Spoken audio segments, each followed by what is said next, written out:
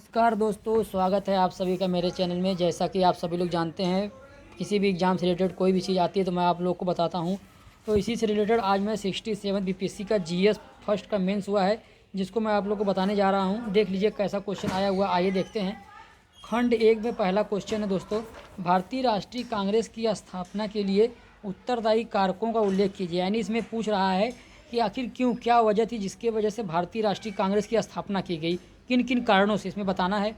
और second question उसी में है, प्रारंभिक राष्ट्रवादियों के प्रति ब्रिटिश नीतियों की चर्चा कीजिए। यानी जो ब्रिटिश वाले थे वो प्रारंभ में जो प्रारंभिक राष्ट्रवादी थे उनके प्रति इनकी नीति क्या थी, क्या रवैया अपनाते थे। बहुत ही आसान क्वेश्चन दोस्तों आया हुआ है, देख लीजिए। क्वेश्चन बीपीएससी हमेशा दोहराता है और ये क्वेश्चन दोहराया हुआ है। आइए देखते हैं सेकंड क्वेश्चन, आइए आगे चलते हैं। एक मिनट दोस्तों, इसे एक बार इंग्लिश में भी देख लेते हैं, जो इंग्लिश वाले हैं बच्चे वो भी सुन लें।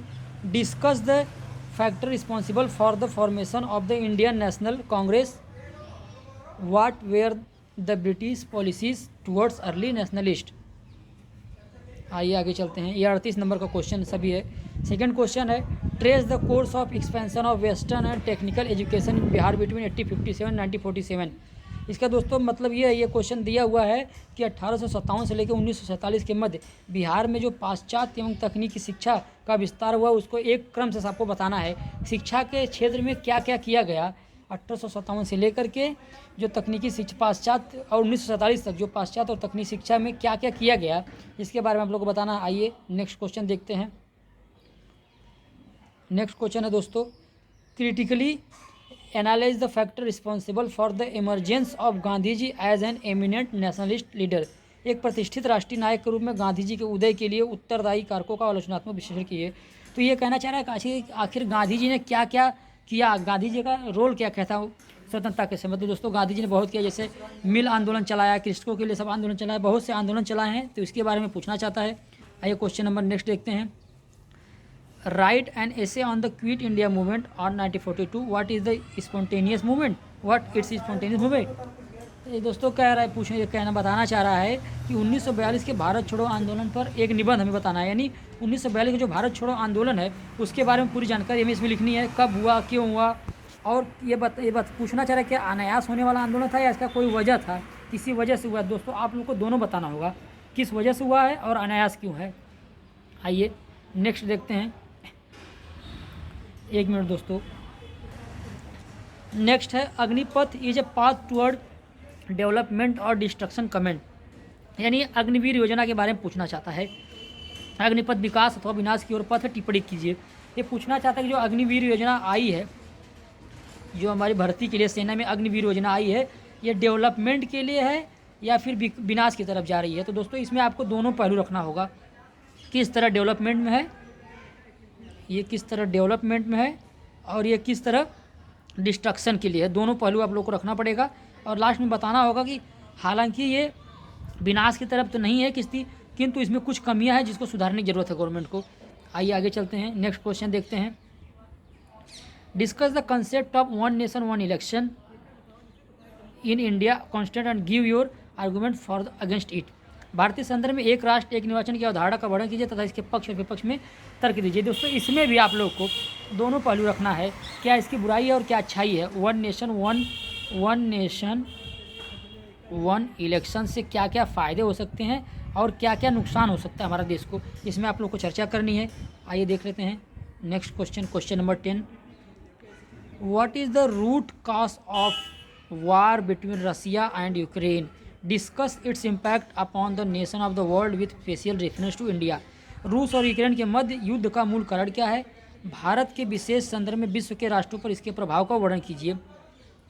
दोस्तों आप लोग जानते हैं कि इस समय, इसके कुछ समय पहले युद्ध जो रूस और यूक्रेन में बहुत ही भयंकर युद्ध चल रहा था, जो रुकने का नाम नहीं ले रहा था, लेकिन कई देशों ने उसमें मध्यस्थता की, जाकर शांत हुआ। तो इसका आप लोग को कारण बताना कि क्यों हुआ। तो इसका सबसे मेन कारण था दोस्तों, जो अमेरिका द्वारा नाटो जो बनाया गया था, उसमें जब यूक्रेन शामिल हो रहा था तो रूस नहीं चाहता था कि शामिल हो, क्योंकि यदि नाटो में यूक्रेन शामिल हो जाता तो अमेरिका को रूस के बॉर्डर पर अपने सारी गतिविधि करने की इजाज़त मिल जाती। इसी वजह से रूस नहीं चाहता था कि यूक्रेन नाटो को शामिल करे। तो आप लोग को इसमें नाटो के बारे में बताना होगा और इसके क्या वजह हुआ और भारत इसमें क्या चाहता है। तो दोस्तों इसके बारे में आप लोग को बताना होगा। आइए आगे चलते हैं। Question number 11। क्वेश्चन नंबर 11 क्या है दोस्तों? It is generally alleged that ruling party misuse the constitutional institution for its vested interest. Do you agree with this view? Give argument in support of your answer. ये कहना ये चाह रहा है कि जो भी सत्ताधारी दल हैं क्या ये संवैधानिक संस्थाओं का मिसयूज कर रही हैं? अपनी मतलब अपने तरह इन्हें चला रही हैं। क्या कहना चाह रहा है? क्या ये अपने ही तरह इन्हें यूज कर रहे हैं जैसा ये चाहती हैं? तो इनके बारे में आपको अपने पक्ष में उत्तर देना, ऐसा है या नहीं है। तो आइए देखते हैं दोस्तों आगे। अब क्वेश्चन नंबर 8, एक मिनट दोस्तों, क्वेश्चन नंबर 11 था ये, देख लेते हैं दोस्तों। इसमें ग्राफ दिया हुआ है, मैथ का भी क्वेश्चन, स्टैटिक्स के भी कुछ क्वेश्चन पूछते हैं। जैसे देखिए दो पाई चार्ट दिया हुआ है, आपको पाई चार्ट में डाटा दिया हुआ है, इसी डाटा के आधार पर आपको ऊपर क्वेश्चन दिए हुए जिसे आंसर देना होगा। देखिए जैसे क्वेश्चन दिया हुआ है, if Maharaja is one of the companies included others and its sale constitute 40% of the others, then how many toaster of Maharaja were sold in 2013-14। यानी पूछना चाह रहे 2013-14 में कितना इन्होंने सोल्ड किया महाराजा ने टोस्टर्स। आइए इसका हिंदी देख लेते हैं क्वेश्चन, आप लोगों को दिखा देते हैं क्वेश्चन किस तरह है। आइए दोस्तों दिखाते हैं आपको। ये देख लीजिए, एक ग्राफ ये भी दिया हुआ लाइन ग्राफ। दो क्वेश्चन स्टैटिक्स के हैं 72 नंबर के, 36 और 36 नंबर के दो स्टैटिक्स के क्वेश्चन दिए हुए हैं दोस्तों। इसका क्वेश्चन जो है आप लोग शायद हिंदी में इसमें दिया नहीं है, देख लीजिए। आइए आगे चलते हैं। तो स्टैटिक्स का पोर्शन है, इसे आप लोग को सॉल्व करना होगा। आइए जीएस देखते हैं। जीएस में दोस्तों अब अगला question, describe the chief characteristic of Mauryan art. मौर्यकालीन कला की प्रमुख विशेषताओं को वर्णन कीजिए। देखिए दोस्तों, इतना आसान क्वेश्चन शायद कहीं नहीं मिलेगा। मौर्यकालीन में क्या है? स्तूप हैं, उसके बाद महल है, भवन है, ये सब जो मौर्यकालीन कलाएँ, इनके बारे में आपको विस्तार से वर्णन करना है। आइए आगे देखते हैं। Right short note on any two of the following. अब देखिए आपको संक्षिप्त में लिखना है किसी एक पे, जैसे संथाल विद्रोह या फिर चंपारण सत्याग्रह, जैसे गांधी जी द्वारा चंपारण सत्याग्रह किया गया 1917 में। Rabindranath Tagore's contribution to the freedom movement, हमारे स्वतंत्रता आंदोलन में रविन्द्रनाथ टैगोर का क्या कंट्रीब्यूशन था, क्या रोल था, इसके बारे में आप लोगों को बताना है। आइए खंड 2 में देखते हैं दोस्तों। ये हमारा खंड 2 है। इसमें पहला क्वेश्चन है, discuss the origin, membership, development and objective of quad, what it's significant in India. यानी जो क्वाड हमारा बनाया गया, हमारा देश क्वाड में शामिल है, उसका क्या सदस्यता, उत्पत्ति, विकास और उद्देश्यों का वर्णन करना है। क्वाड में दोस्तों आप लोग जानते हैं 4 देश है, ऑस्ट्रेलिया, इंडिया, जापान और अमेरिका। Japan and America.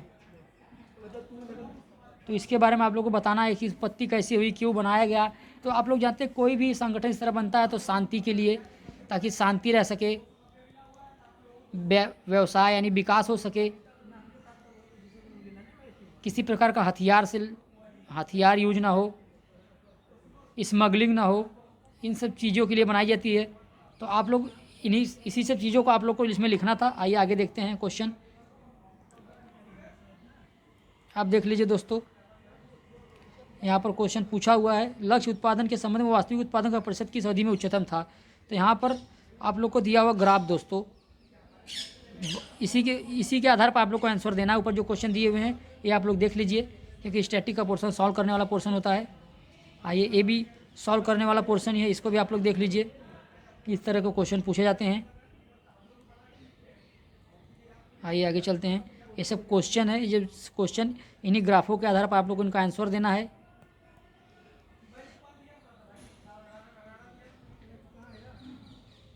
आइए दोस्तों देख लेते हैं। एक और आ गया स्टैटिक्स का क्वेश्चन, आप लोग देख लीजिए।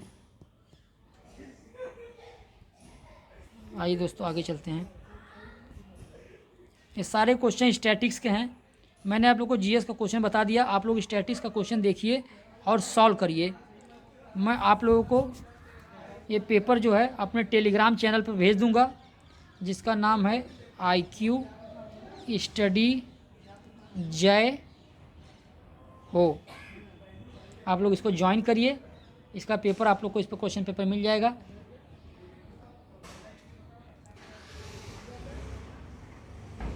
आइए देख लेते हैं आगे क्वेश्चन।